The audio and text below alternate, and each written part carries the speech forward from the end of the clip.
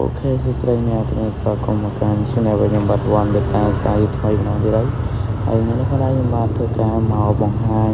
អំពីសម្រស់ត្រីក្រុមរបស់ខ្ញុំចំនួន4គ្រាប់ចឹងណាភាសាអ្នកគ្នាយើងខមមិនសួរច្រើនខ្លាំងមែនតើហើយក៏បានខមមិនសួរថាបងមានត្រីចូលខ្លាំងអត់ចឹងហើយអ្នកគ្នាចង់ប្រាប់អ្នកគ្នាថាចូលខ្លាំងមិនខ្លាំងគឺសំខាន់នៅលើអ្នកថែបាទគឺពូជត្រីទៅតែល្អហើយបើសិនជាយើងថែវាទៅដល់គឺវានឹងបានហើយនិយាយរួមទៅឲ្យយើងបានថែវាទៅដល់បាទដូចជាខ្ញុំ2គ្រាប់នេះចឹងគឺemគាត់ស្រីខ្លាំងមែនតើសម្រាប់អានេះគឺវាប្រភេទម៉ាឡេថៃចឹងណាគឺវាមានប្រួយប្រភេទហើយអានេះគឺម៉ាឡេកាត់សៀមដែលគេហៅថាម៉ាឡេកាត់ម៉ហើយវាមានទំហំទូ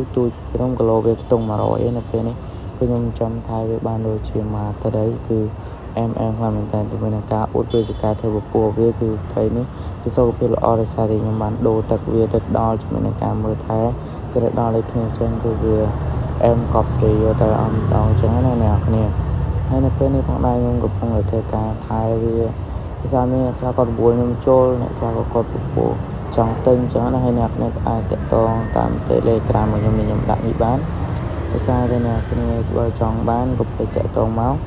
គឺខ្ញុំមានតែ4គ្រាប់ទេហើយសម្រាប់ម៉ាឡេគឺមានចំនួនតែ2គ្រាប់ហ្នឹងទេសម្រាប់2គ្រាប់ទេគឺជាប្រភេទត្រីតាំងហើយចឹងទៅហ្នឹងហើយអ្នកគ្នាគឺមែនតើអ្នកគ្នាមើលបានជាមួយនឹងពណ៌សម្បុររបស់វា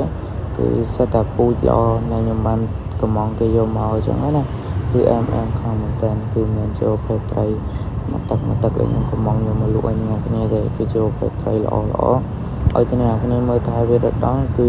ខ្ញុំធានាគុណភាពជូនតែម្ដងចឹងណាតែបើអ្នកគ្នាមើលថែវាដល់គឺខ្ញុំអាចទទួលគាត់ទៅបានទេឥឡូវយើងក៏លេខមកមើលពីគ្រាប់នេះវិញនេះគឺជាប្រភេទត្រីតាំងដែលវាមានឈ្មោះថា Galaxy និង Blue Black ពីរំទៅពីគ្រាប់នេះគឺមែនតើសម្រាប់មកគ្រាប់ពណ៌